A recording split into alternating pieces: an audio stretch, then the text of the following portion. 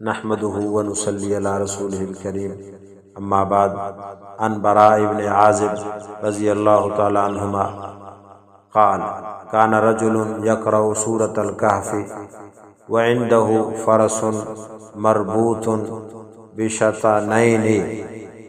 یہ حدیث پاک ہے، حضرت براء بن عازب رضی اللہ تعالیٰ عنہ سے روایت ہے، متفقون علیہ حدیث ہے بخاری اور مسلم کی، کہ ایک شخص سورہ کہف پڑھ رہا تھا، اس کے پاس ایک گھوڑا 2 رسیوں سے باندھا ہوا تھا، بس اس شخص کو ایک بادل نے ڈھانپ لیا اور وہ بادل اس کے قریب ہوتا گیا اور گھوڑا اس کو دیکھ کر اچھلنے کودنے لگا۔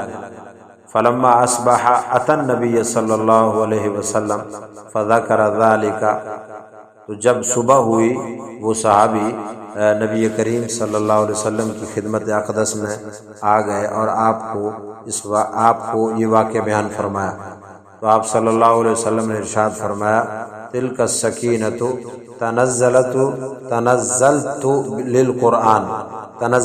للقرآن، کہ یہ آپ صلی اللہ علیہ وسلم نے فرمایا یہ وہ سکینہ تھی جو قرآن کی وجہ سے نازل ہوئی تھی۔ قرآن پاک پڑھنے سے اللہ تعالیٰ کی طرف سے انوارات سکینہ نازل ہوتا ہے، رحمتیں اور برکتیں نازل ہوتی ہیں۔ اللہ کی ذات سے نکلا ہوا یہ کلام ہے اور اس کی برکت سے انسان بہت اونچے مقام تک پہنچتا ہے۔ صحابہ کرام کے قرآن پڑھنے کی تاثیر بھی تھی اور ان کے قرآن پڑھنے میں مزہ بھی تھا اور ان کے قرآن پڑھنے میں لذت بھی آتی تھی، چاشنی اور مٹھاس تھی۔